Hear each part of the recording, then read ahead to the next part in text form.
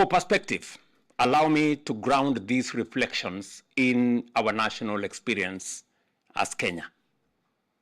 When many think of Kenya, including I'm sure many in this audience, what of them comes to mind is extraordinary wildlife or world-class athletes. And while this is true, it's only part of the story. Kenya is indeed a land of remarkable beauty, the cradle of humankind, and the origin of wonder. That is why we say, whenever you come from wherever, you don't simply visit Kenya, you come back home. But Kenya is far more than this. It is a dynamic, forward-looking nation at the center of Africa's transformation. Situated along the Indian Ocean in East Africa, Kenya occupies a strategic position at the crossroads of global trade routes linking Africa to the Middle East, Asia, and Europe. With a population of over 55 million, predominantly young, educated, and ambitious, and one of the most diversified economies in our region, Kenya is charting a deliberate and confident path forward, anchored in resilience and reform. Through deliberate and at times difficult but necessary policy choices, we have transformed Kenya into the sixth largest economy in Africa. We've strengthened our foreign exchange reserves, stabilized our currency, reduced inflation, and restored investor confidence, as reflected in the recent upgrade of our credit rating as a nation.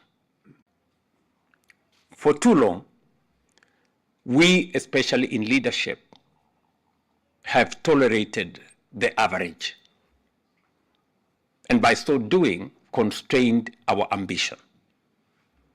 But that era has come to an end. Today, we are raising the scale of our ambition with a clear objective to transform Kenya into a first world economy within our lifetime. And we are doing this through three critical priority pillars. First, we are undertaking a rapid expansion of critical transport and connectivity infrastructure, including 28,000 kilometers of road, new airports, and seaports. And over the decade, we have committed to more than doubling our paved road network, modernizing our airports and ports and logistics hubs, because we recognize that connectivity is the backbone of economic transformation.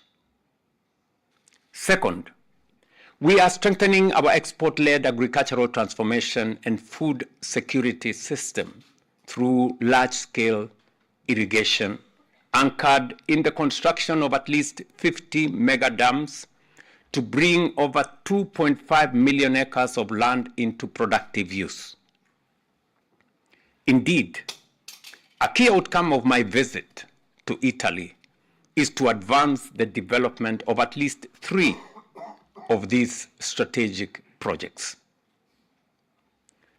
Third, we are working to more than triple our installed electricity capacity within the next 7 years to uptake modern technology, power industrial growth, and sustain economic expansion.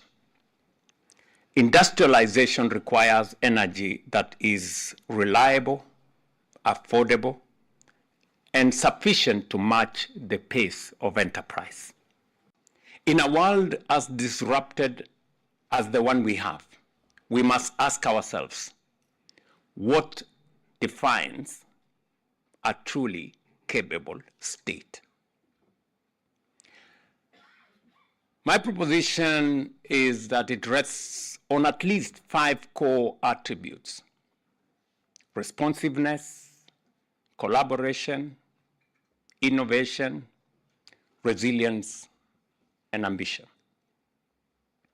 A responsive state listens and acts with clarity and speed. A collaborative state recognizes that no nation succeeds alone and must therefore cultivate partnerships and alliances. An innovative state does not merely regulate technology. It harnesses it to deliver better outcomes. A resilient state absorbs shocks and continues to function even in the face of disruption. Above all, a capable state defines the scale of its future and sets its ambition accordingly. Because no nation rises beyond the reach of its vision. Kenya is equally a vibrant democracy, grounded in constitutional governance and active civic participation. Our institutions continue to deepen accountability and to uphold the rule of law, something we are very, very proud of, and we share in common with Italy as you celebrate your 80th Independence Day. Yet, our greatest strength lies in our people. Innately curious, deeply creative, and highly adaptable, and also consistently competitive on the global stage. Whenever opportunity rises, Kenyans rise to meet it with distinction and purpose. Kenya is also home to one of the most technologically advanced populations in our continent. As Africa's Silicon Savannah, it is a hub of innovation where digital solutions are developed and scaled for real-world impact. From a mobile finance platform such as M-Pesa to digital public services, innovation in Kenya is practical, inclusive, and transformative. We recognize that citizens experience the state through service delivery. We are therefore redesigning government systems to be more accessible, more transparent, and responsive through digital transformation. Yet, progress alone is not transformation. To assume that we need only to maintain the status quo would be a profound miscalculation and a dangerous complacency. Over the past 3 years, we have made significant strides towards universal health coverage. I'll give you an example. In 2023, that's 3 years ago, fewer than 8 million Kenyans had access to publicly funded health insurance. Today, that number has increased nearly fourfold, from 8 million to 30 million. In housing, we are advancing an ambitious program to expand access to affordable and modern homes, with over 240,000 units currently under construction and a pipeline of 700,000 units, driving job creation, economic activity, and improved living standards. In education, we have undertaken comprehensive reforms to expand access and enhance quality, including the transition to a competence-based education and training system aligned with the demands of a rapidly evolving world. The transition to clean energy offers a pathway to industrialization, to job creation, energy security, and long-term competitiveness. It is about building new industries, is about modern energy systems and resilient economies, an entirely new growth model anchored in sustainability. Africa is not standing still. Kenya provides a very clear illustration of what is possible. Today, over 90% of our electricity in Kenya is generated from clean energy sources. We are a global leader in geothermal power, with projects such as Olkaria placing Kenya among the top producers worldwide of geothermal energy. We have also made sustained investments in wind and solar, including the Lake Turkana wind power project, one of the largest on the continent, as well as continued expansion of solar generation. These investments are not only reducing emissions, they are powering industry, lowering costs, and strengthening energy security. Across Africa, similar efforts are underway, scaling renewable energy, advancing green industrialization, and strengthening climate resilience across agriculture, infrastructure, and livelihoods. These are deliberate steps to reposition Africa as not just a victim of climate, but to be a driver of global solutions. But Africa cannot do this alone. The international community must now match ambition with delivery.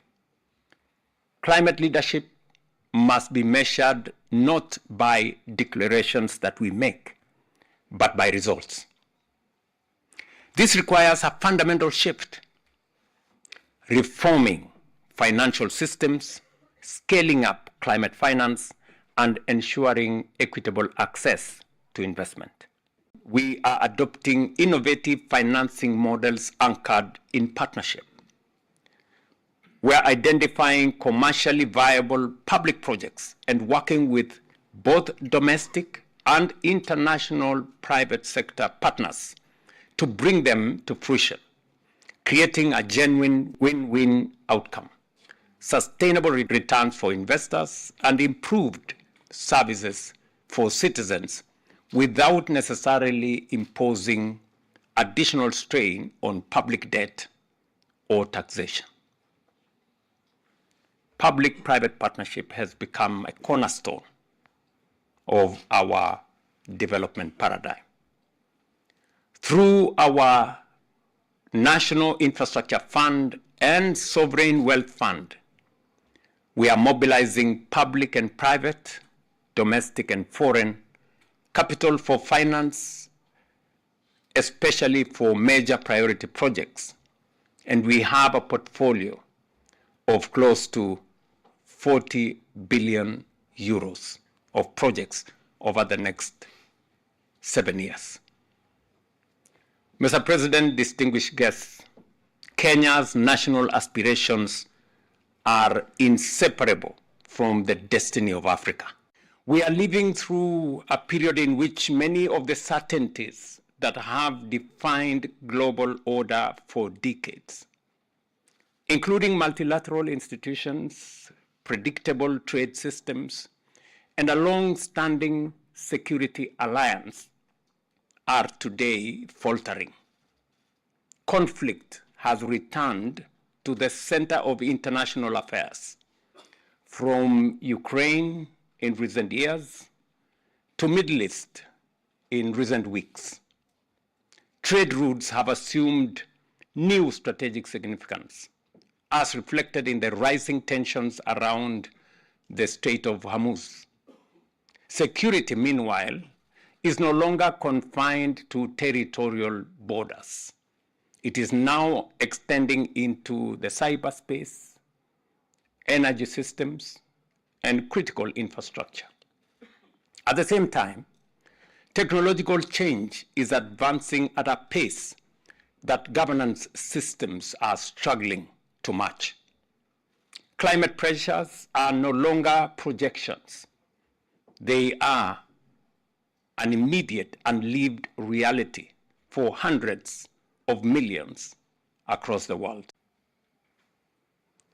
We must recall the solemn commitment that gave rise to the United Nations 80 decades ago, which said to save succeeding generations from the scourge of war, which twice brought untold suffering to humanity.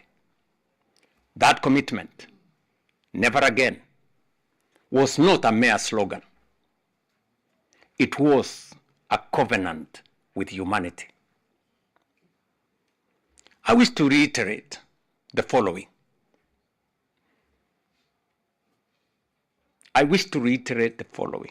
And mark my words. When power begins to outweigh principle, when established norms lose their authority, when might is allowed to define right, and when the international community stands divided or paralyzed in the face of aggression, we move dangerously close to the precipice of global disorder and anarchy. This is a future that we must collectively and decisively reject.